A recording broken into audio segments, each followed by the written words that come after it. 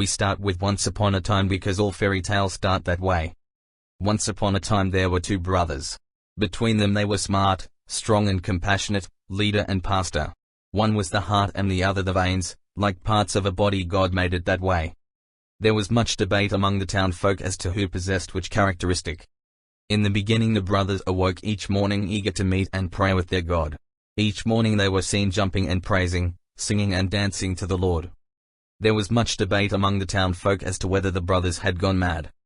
In time they felt the stirring to start, a center of hope. A place of life that was real and raw, and full of the God they loved so much. The God of their father.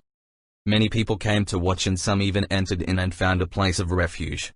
Blind eyes were opened and lives transformed. The people came and stayed. Each week they were seen jumping and praising, singing and dancing to the Lord. The broken and sick and lost came and people came from all over the land to prophesy that this center would be place for the generations, a mass unit where the sick and needy would be healed and sent out to share God's love in a broken world. Jesus was preached. The weekly gathering grew and in time the building overflowed and moved to bigger premises. In less than 10 years they were bulging at the seams again. All the flag-waving proclamations seemed to be making little impact on the disapproving democracy. There was much debate among local council as to whether the brothers should be stopped.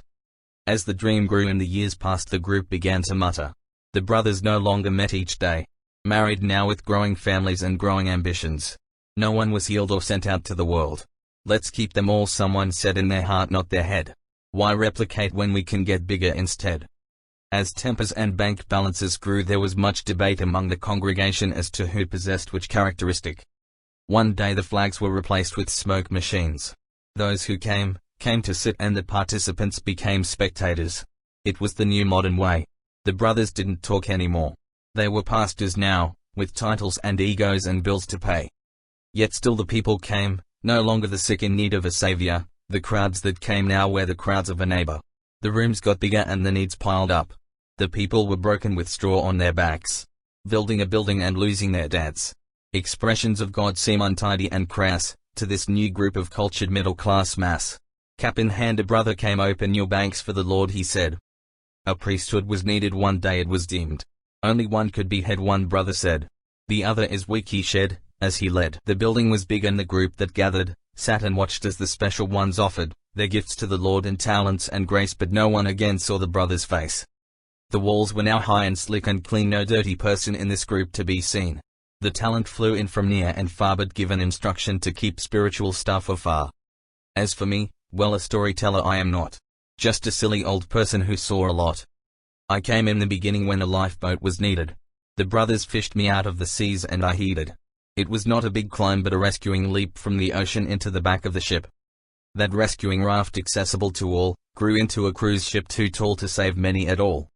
Now she glides through the ocean for any who can pay. Of course the life buoys are too far away. They are no longer made for fishing people out of the depths but rather to preserve those who inhabit the ship. A beautiful cruise where tokens are paid to the tired and weary a continent away. As I stand on the bow and look over the edge, I know that my place is not on the deck. How can I play in the pool on the boat when others are struggling to stay afloat? And so I will go and build a raft. The cracks are appearing and the ship is adrift. The speedboat she was, is no longer a fact. As I left and they cursed me, I know God watched my back.